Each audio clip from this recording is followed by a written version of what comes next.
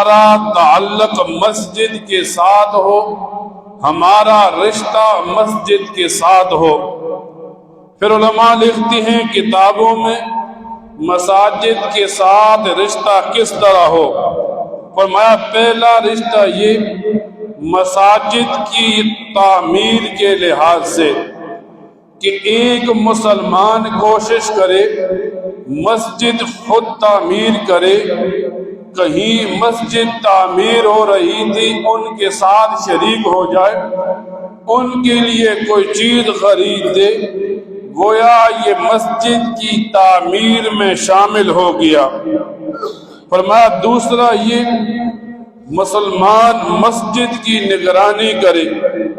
حدیث کی کتابوں میں یوں آتا ہے، نبی کریم صلی اللہ علیہ وسلم فرماتے ہیں جس آدمی کو تم دیکھو کہ وہ مسجد کی نگرانی کر رہا ہے، تم اس کے ایمان کی گواہی دیا کرو۔ یعنی مسجد کی دیکھ بھال کرنا گویا نبی علیہ السلام کی زبان سے ایمان کی گواہی دی جا رہی ہے۔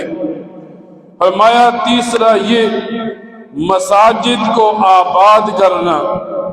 نبی کریم صلی اللہ علیہ وسلم فرماتے ہیں لوگوں پر ایک زمانہ آئے گا اسلام کا صرف نام باقی رہے گا، قرآن کے صرف حروف باقی رہیں گے اور مساجد میں کوئی ہدایت لینے والا نہیں ہوگا۔ لوگ آئیں گے، نماز پڑھیں گے، لیکن نہ مسئلہ سننے کی کوشش کریں گے، نہ مسئلے پر عمل کرنے کی کوشش کریں گے۔